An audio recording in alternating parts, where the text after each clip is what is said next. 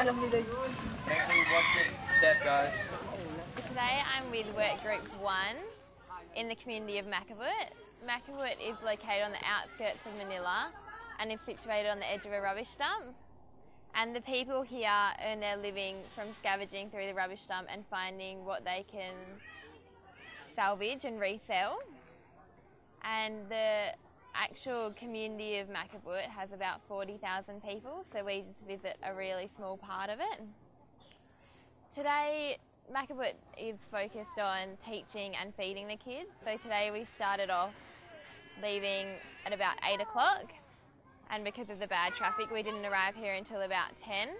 We stop at the community Fairview on the way, where we work with the youth there, and the youth at Fairview visit Macabud every Sunday and do a Sunday school. But while we're here, they try to come with us every day. And so we pick up the food from Fairview, and the ladies there cook it for the children at Macabud, but we provide the resources for them to cook that food.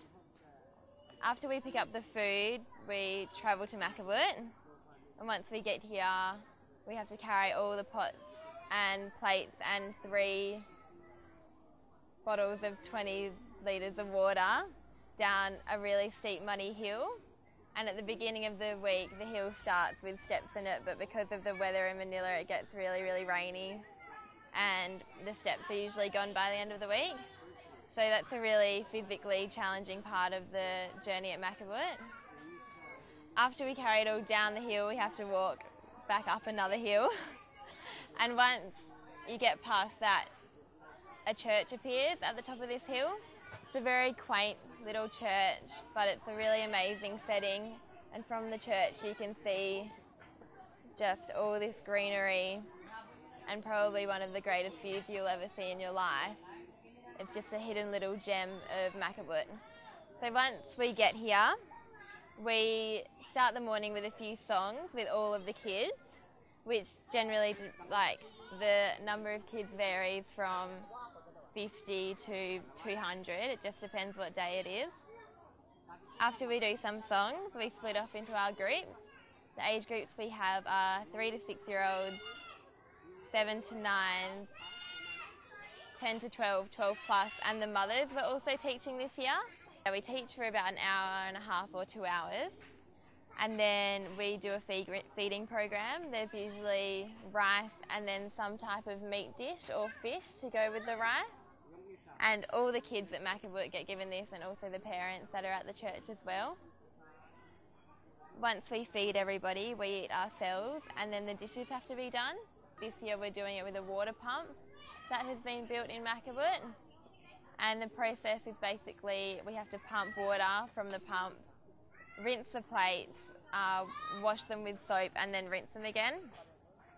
It's a really time-consuming task, and it takes us quite a while, so it takes away from the teaching a bit, but it's also a little break we can have in the middle of the day. Again, it's another physically exhausting part of Macabud. And after the dishes are done, we go back to do more teaching, where we generally do another hour and a half or 2 hours. However, some days, probably like today, will end up the weather, like the rain starts to come. And once the rain starts to come, we have to get out straight away, because otherwise we can't get back up the hill to go home. The special thing for me about Macabud is how everyone is so welcoming, and you start your trip with not knowing any of the children or the kids, and they just, on the first day, ask for your name and hold your hand.